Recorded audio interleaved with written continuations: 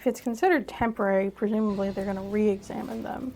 Should veterans push for those re-exams, or is that kind of a double-edged sword? It's always a double-edged sword. I mean, you just never know. If the veteran got a high temporary rating, say 30%, 50%, and is concerned that once they have the C&P, the rating is actually going to be lower, then obviously you don't want to push to end the temporary rating. But generally speaking, temporary ratings are a placeholder, and it's a case that the VA, at least on initial examination, thinks is going to get a higher rating, which is why they're willing to give you whatever the temporary rating is at the moment. So in those situations, and that's the most common scenario, anything you can do to move from the temporary one to the permanent one is an improvement. But you can have these situations where you get a generous rating on a temporary basis, and maybe you don't want to mess with it. These are all fact-based. You have to see what the actual facts are. Welcome to the Victory Over VA podcast, a podcast about empowering veterans to overcome denied disability claims. Each week, we deliver critical insights to help you understand the disability process, veterans' benefits, and how to take control of your legal rights. Now here's your host, Attorney Francis Jackson.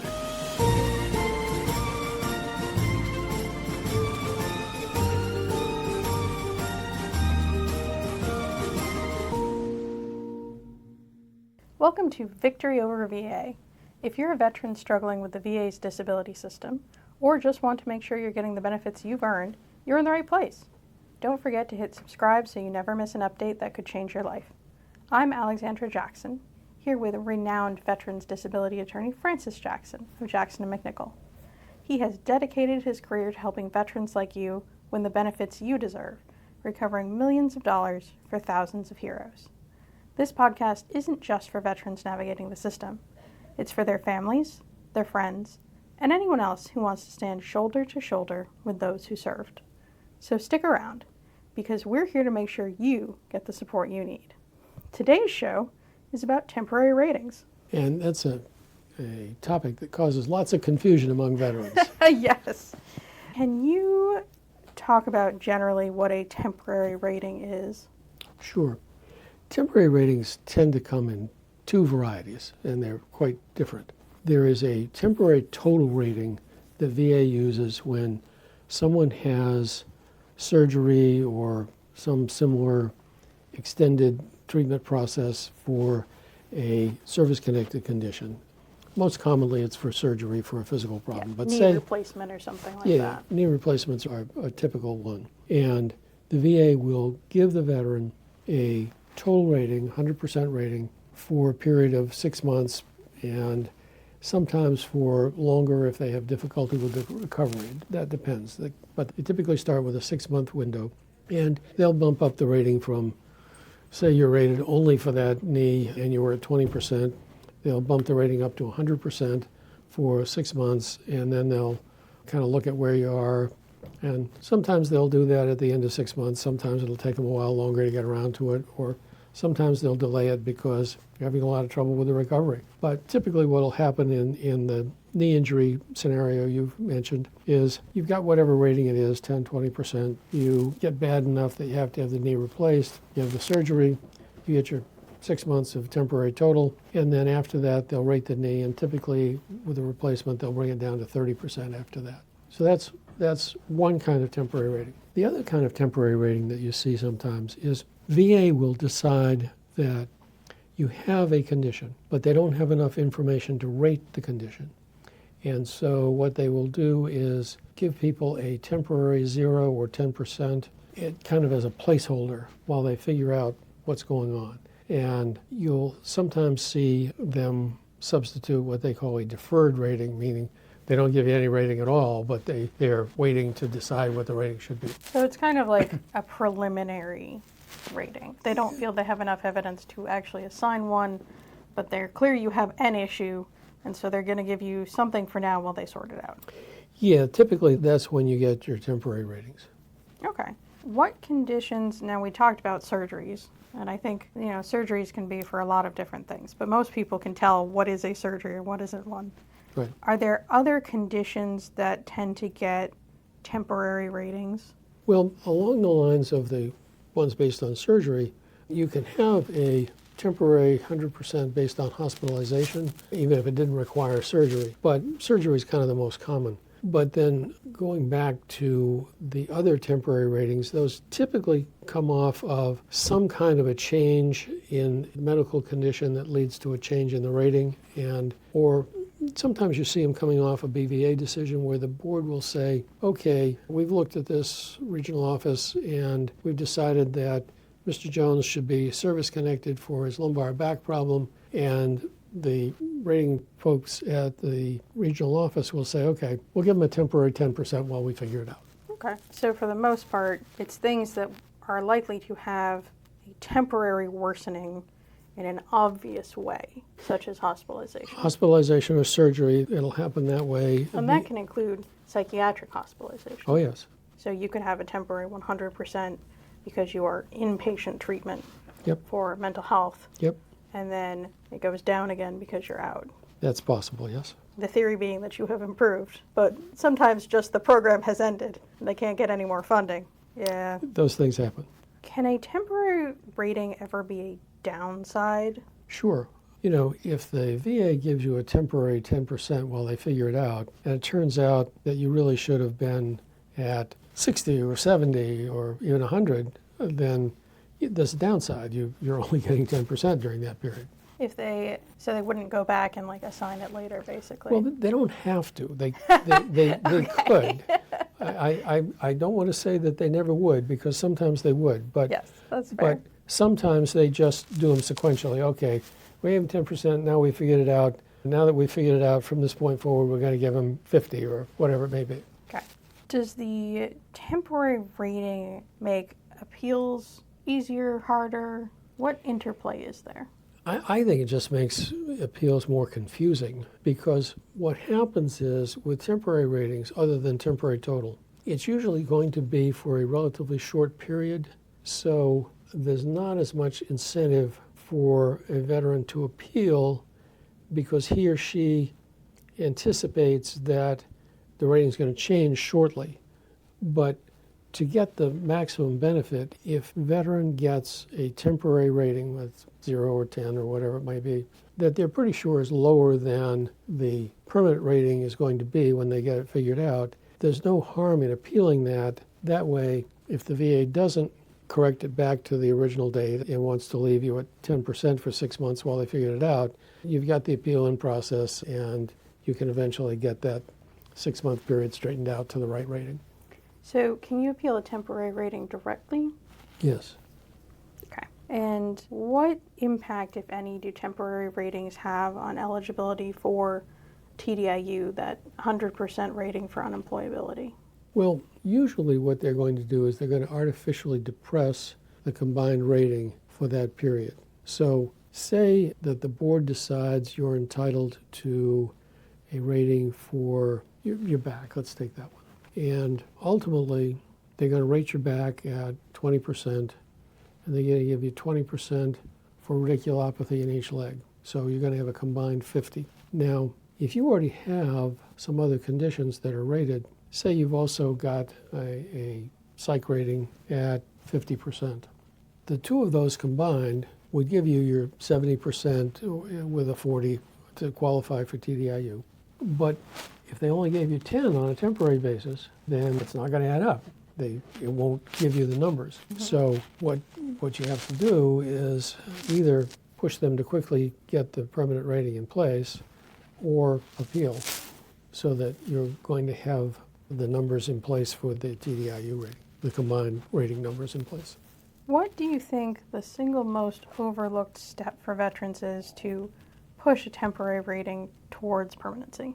Well, usually what's going on, this isn't always the case obviously, but usually what's going on is that the regional office needs to get a C&P exam to get a sense of the severity of the condition in order to properly rate it. And that can be either at the initial level, but it's more common when there's a remand and they've been told by the board, okay, you must service connect this condition, and they're saying, we don't have enough evidence to figure out what rating we should give it. So in those circumstances, I think the most important thing is for the veteran to try to work with the regional office and get the C&P exam as soon as possible. Now, there are obviously other things you can do, but that's typically the one that'll move the needle fastest. Okay. If it's considered temporary, presumably they're going to re-examine them.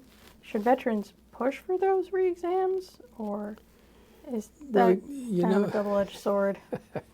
It's always a double-edged sword. I mean, you just never know. If the veteran got a high temporary rating, say 30%, 50%, and is concerned that once they have the C&P, the rating is actually going to be lower, then obviously you don't want to push to end the temporary rating. But generally speaking, temporary ratings are a placeholder, and it's a case that the VA, at least on initial examination, thinks is going to get a higher rating, which is why they're willing to give you whatever the temporary rating is at the moment. So in those situations, and that's the most common scenario, anything you can do to move from the temporary one to the permanent one is an improvement. But you can have these situations where you get a generous rating on a temporary basis, and maybe you don't want to mess with it. These are all fact-based. You have to see what the actual facts are. This didn't involve a temporary rating, but I had a case a couple of years ago with a lady who had gotten a very generous rating for her psych condition, 70%, and arguably her overall level was probably at something lower. And so when she went back for a series of C&P exams for TDIU, they actually ended up reducing her psych evaluation. And that's the kind of thing you're trying to avoid when you're talking about this sort of temporary rating situation. But by and large, that doesn't usually happen with temporary ratings. They tend to be quite low, 0 or 10, and so it's usually a good thing to try to move on to the full rating. So short of that, like temporary 100 for surgeries and hospitalizations, they tend to be a lowball number. Typically, yep. Okay. How can veterans track their medical condition in a way that strengthens their case when it comes up for review? Well, obviously you want to make sure that the VA has all of the records regarding anything that might show the severity of the condition. So, the doctor's office notes typically don't help a lot for establishing severity because they tend to be pretty generic. But things like CT scans, X-rays, MRIs, extended evaluations by a new consultant, that sort of thing, that tend to show severity pretty clearly. Those are things that it's important to make sure get in the record if they exist out there. If you have a civilian doctor who is treating you for something and he gets you an MRI or a CT scan, you want to make sure that the VA gets that. What about something like a symptom log that they're doing at home? Important also, depends on the nature of the condition, but things like headaches or Raynaud's flares or whatever episodic conditions people may have, a log is usually helpful. What is the toughest battle you've ever fought over a temporary rating? Well, to be honest, I'm not thinking of one right off the top of my head, but... Yeah, I couldn't think of one either because they're temporary. Yeah. I feel like it's usually more of a hospitalization extension. Hospitalization extensions are one, but I think the other one that comes to mind is the VA just lost one time. I mean, as sometimes happens, they gave him the temporary rating and then they just kind of moved on, and a couple of years later he was still at the temporary rating. And oh no. So, we had to get that cleaned up, but, that's not a common kind of a problem. Yeah, that's one of those 1 in a million ones that you get that nobody's quite sure how it got there, but Yep. It's got to get cleaned up anyway. It's like the one we had a few years ago where the VA just somehow lost track of this 10% rating and stopped paying it when they rated on something else. Somehow they just lost track of this 10%. I remember that. It just went away. And years later we had to go back and say, excuse me, but you owe them 10% from year to year. Yeah. Yeah. It's a pretty long period. It was several years. What was it? I think it was back in the paper record era, maybe. Yep. They just lost it. Things were more likely to be lost then because they could be physically lost in a way that The digital system allows less of, I Yep. will say. I I know the shift was painful, but And it still happens sometimes. The VA was very embarrassed a couple of years ago to come out and say, well, you know, this electronic application system, it's really pretty good, but we lost 20,000 of these. And we, 1,000? yeah, yeah. when they went back and audited, they found that there are a bunch of claims that just gone into the ether and they had to fix them. Jeez, You I know. wonder what the loss rate was when it was paper. No idea. I don't think they had 20,000 applications when it was paper, so maybe it was technically smaller, but No, they had a lot of applications back then, but they probably didn't lose that many at once. at once, yes. It's crazy. God. But, you know, it's just such a big bureaucratic system. Yeah, that- it's the that- second largest department Yes, after DOD. that's right. So, you know, when there's a mistake, it can affect a lot of people, especially an electronic system mistake like that one. Yeah. So, for the veterans that are listening, what do you think the biggest mindset shift they need to make about temporary ratings is if they want long-term success with a rating?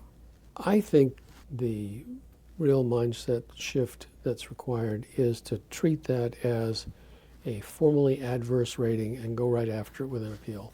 Just to peel it off the bat, basically. Just to peel it right off the bat. Yep. Okay. Rather than say, oh, well, that's temporary, and I'll just let it play out for a few Yeah, months. don't let it play out. Right.